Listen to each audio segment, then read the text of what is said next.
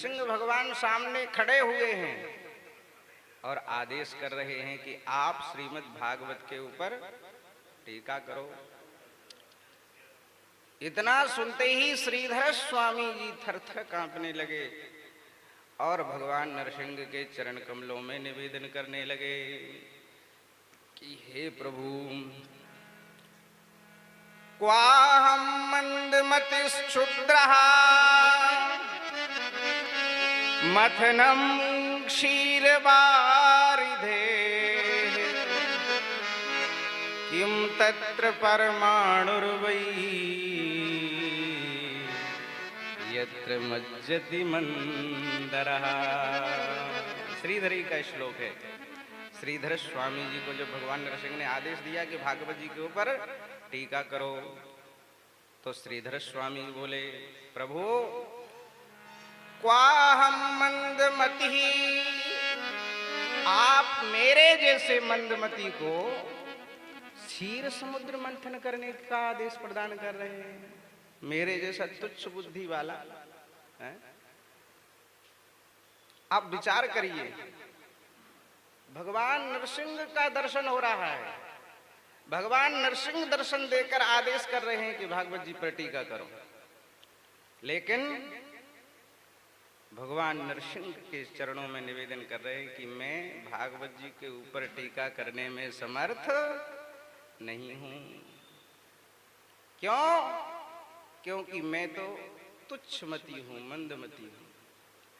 आज के किसी व्यक्ति को एक दो श्लोक याद हो जाए, एक दो व्याकरण के सूत्र याद हो जाए तो वो व्यास बनने की कोशिश करता है? छाती फुला के चलता है। लेकिन धन्य है भगवान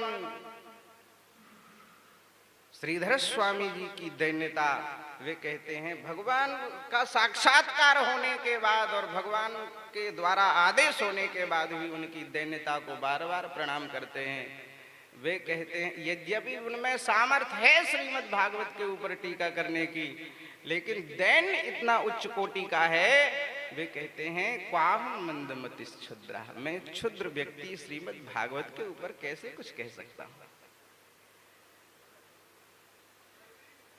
क्वाहम मंदमतिश् क्षुद्रः मथनम क्षीरवारिधे।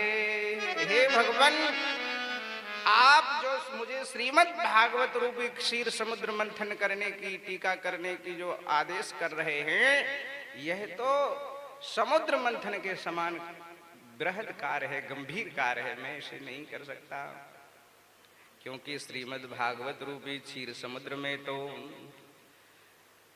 बड़े बड़े परमाणु समा गए, बड़े बड़े मत्स्य विलीन हो गए श्रीमद् भागवत रूपी समुद्र में।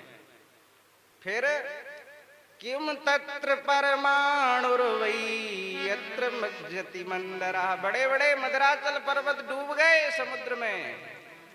फिर मेरे जैसा तुच्छ परमाणु जैसा बुद्धि वाला व्यक्ति श्रीमद् भागवत के संबंध में कैसे कुछ कह सुन सकता है, कैसे इस पर टीका कर सकता है।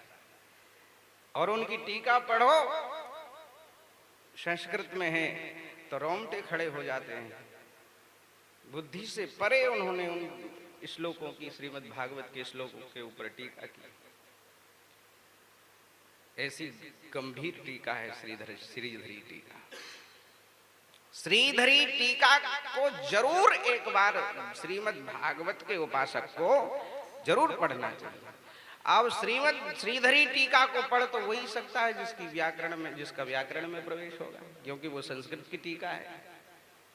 जब तक श्रीधर स्वामी जी की वह श्रीधरी टीका नहीं पड़ेगा, तब तक श्रीमद् भागवत के श्लोकों के जो रहस्य हैं, श्रीमद् भागवत की जो ग्रंथियां हैं, वह उद्घाटित नहीं होंगे, वो प्रकाशित नहीं होंगे उसके अंतःकरण में।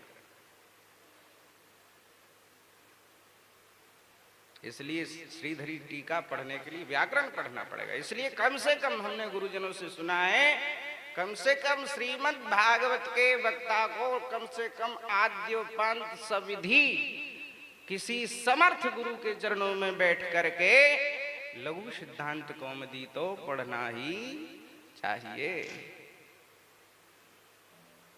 और नहीं तो जन्माध्यक्ष की जगह जन्माध्यक्ष ही पढ़ता रहेगा। हाँ, कस्तूरी तिलकम ललाट पटले की जगह टपटले ही पढ़ता रहेगा। हाँ, इसलिए टीका जो होती है वो गुरुणाम गुरु,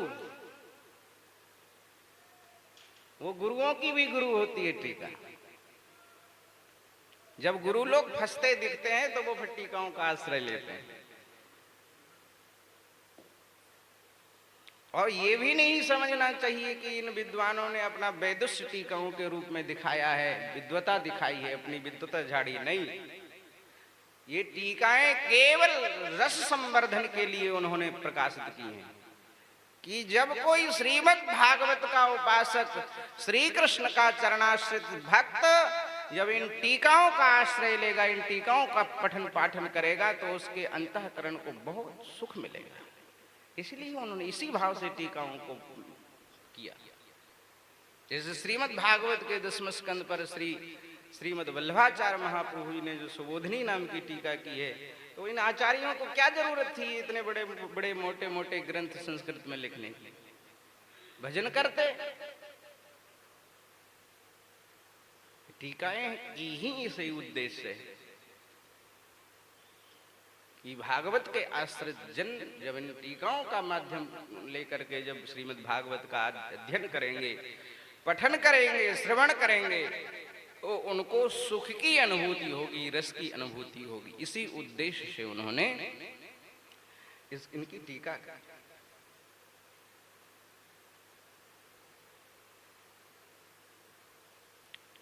इसलिए वही बात भगवान सुखदेव कहते हैं, हे राजर्षि परीक्षित, तुम जैसा श्रोता तो तुम ही हो, क्योंकि श्रवण भक्ति के आचार्य हैं राजर्षि परीक्षित जी महाराज। और इतना ही नहीं, आचार्य तत्व भगवत तत्व ही होता है। इसका मतलब क्या है? इसका मतलब है कि श्रवण भक्ति के आचार्य बनकर राजर्षि परीक्षित के रूप में भी भगवान ही विराजमान हैं, और कथन भक्ति के आचार्य बनकर भगवान सुखदेव के रूप में भी भगवान ही विराजमान है।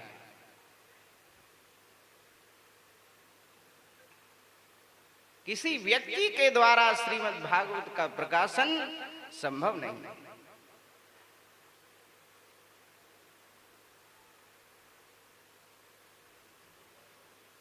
इसलिए जगह जगह टटोलते हैं राजर्षि परीक्षित को भगवान सुखदेव। यही गुरु का कर्तव्य है कि शिष्य की समय समय पर शिष्य का परीक्षण करता रहे, शिष्य के ज्ञान वैराग्य भक्ति की परीक्षा करता रहे, शिष्य के हृदय को गुरु टटोलता रहे। लेकिन अब गुरुओं के पास समय नहीं है। कैसे शिष्यों का उत्थान है?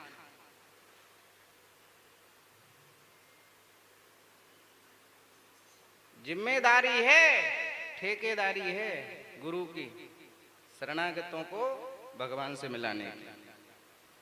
श्री बिहारिन देव जी कहते हैं, टिटिया स्थान के आचार्य चरण, और अपनी उनसे